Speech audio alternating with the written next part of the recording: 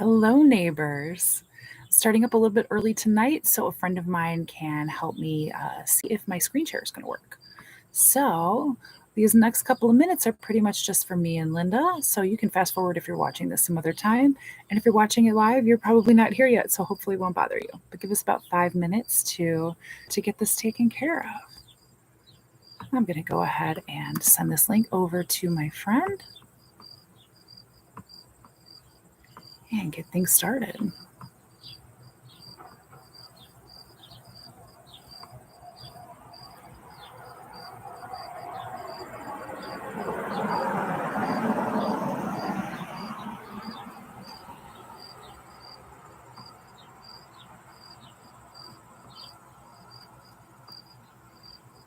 We're having a nice quiet night here, so we'll see if things go a little crazy tonight, like they did last week when I first started and everyone started honking.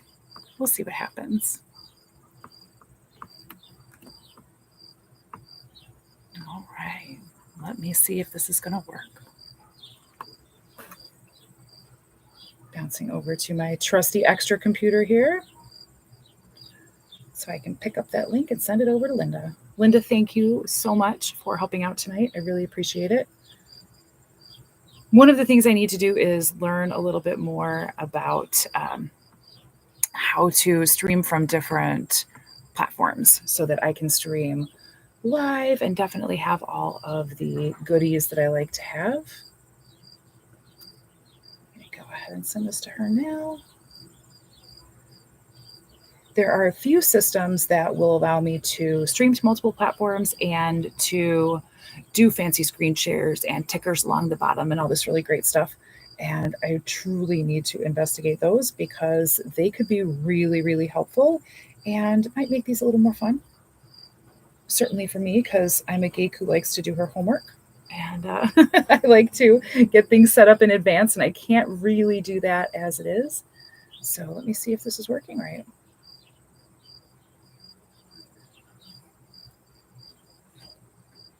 Looks like it's taking a minute to load. But we'll see if Linda can join us.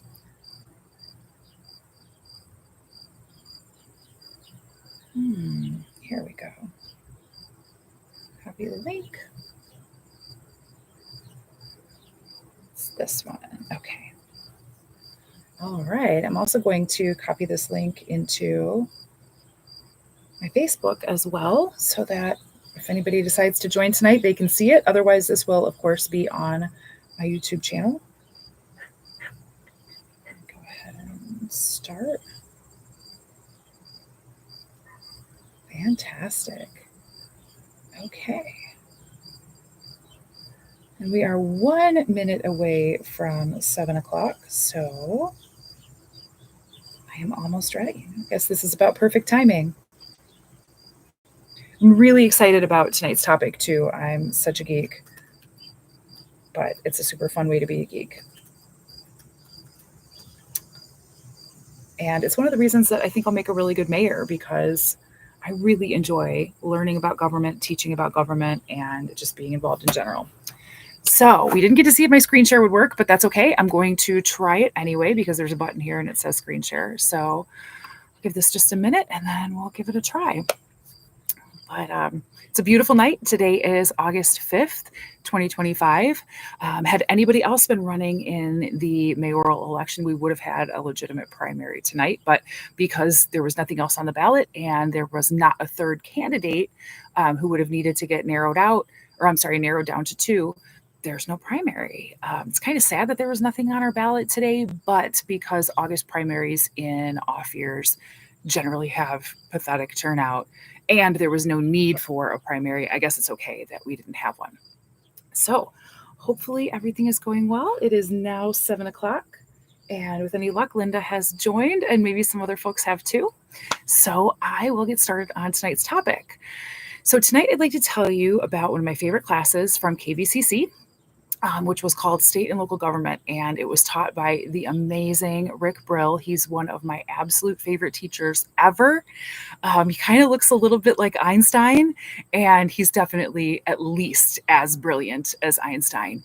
He had a way of breaking down really complex subjects into incredibly easy to understand things, analogies, whatever he used for the day. And he's the one who started the story about the family in Rollo, Kansas, who wants to go to the circus. There's Maggie's back end. Sorry, I'll give you a cuter view of her. She's making sure the neighborhood's still safe.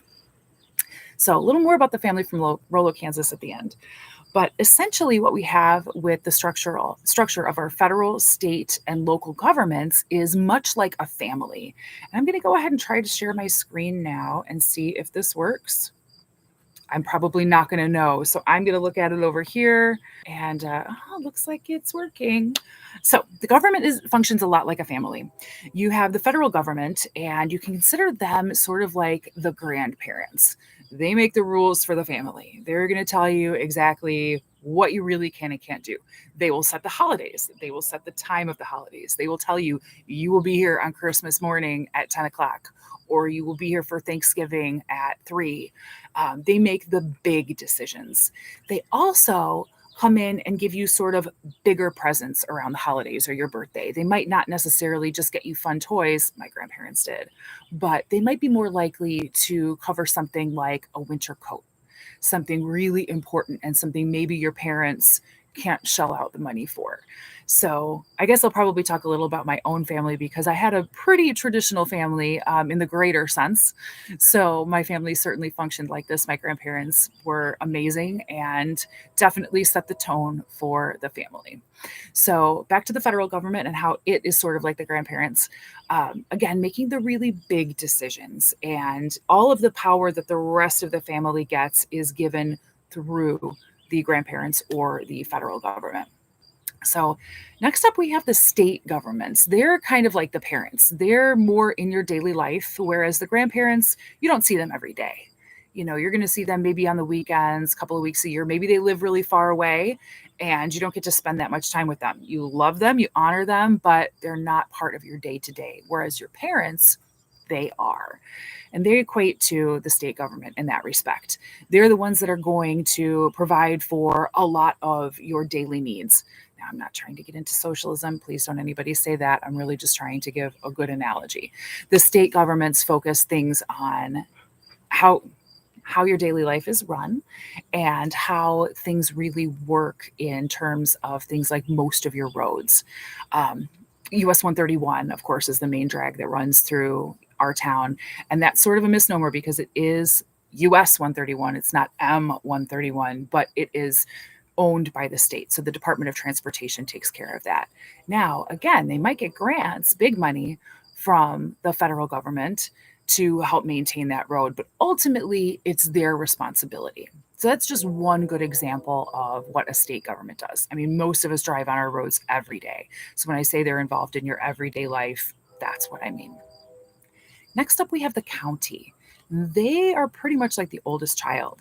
They're in charge when mom and dad are away, and I should say, they are in charge